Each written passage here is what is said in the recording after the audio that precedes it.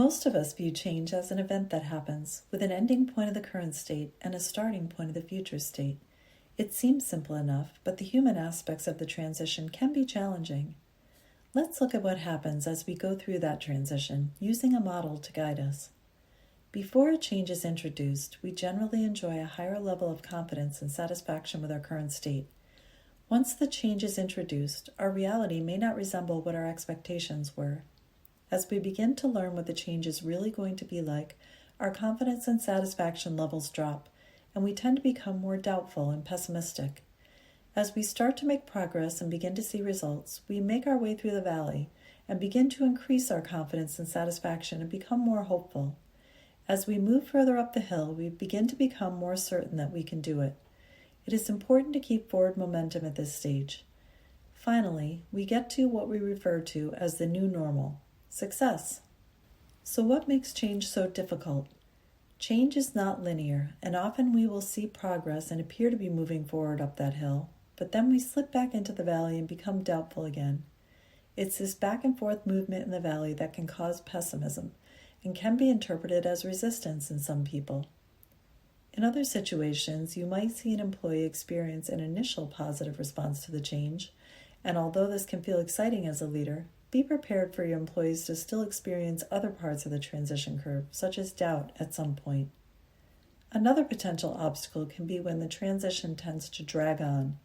This can be exhausting for you and your employees. It is critical to find small successes and milestones to create feelings of progress. Finally, each one of us views a change differently. We may have other changes taking place in our lives that may inadvertently impact the change we are experiencing now. This makes it especially difficult as a leader to help our employees transition because we must work with each employee individually to support their progress. So what can we do to help lead our team effectively through a change? The goal of a successful change is to make the curve shorter and shallower so that people's confidence and satisfaction doesn't drop quite so far. Some things we can do as leaders to affect that curve and make change as successful as possible are to introduce it well. Be honest that there are going to be some difficult parts, and as much as we know, be as clear as possible what those difficult parts may be. Share the vision. Creating a vision for people of what we're looking to accomplish at the end of the change can really help to keep them moving forward. Share the path. Let them know what the path will look like from the beginning. Continually update them with where we are at, what we know, what we don't know, and what the current path forward looks like. It's important to really over-communicate. Provide good support. Spend more time listening and really seek out people's concerns. We want to make sure we are getting people the information they need to try and increase their confidence again. Be encouraging. We want to praise our team, encourage them that they are taking the right steps to move forward, and let them know that we are happy with the progress. Keep the momentum. This is especially important to remember as we approach the end of the change, as we don't want to lose our final momentum and slip back into the valley. We need to make sure to wrap up all the loose ends to be able to move into the final new normal phase.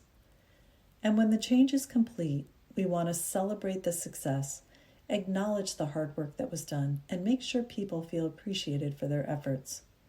And finally, debrief. Take some time to talk about what we have learned and what we would do differently the next time. By following these key steps, we can create a change curve that is shorter and shallower, helping to make our change more successful and satisfying to everyone. We hope that you enjoyed our lead talk on leading change. For more lead talks and other tips on leading well, please visit our website at www.bishophouse.com.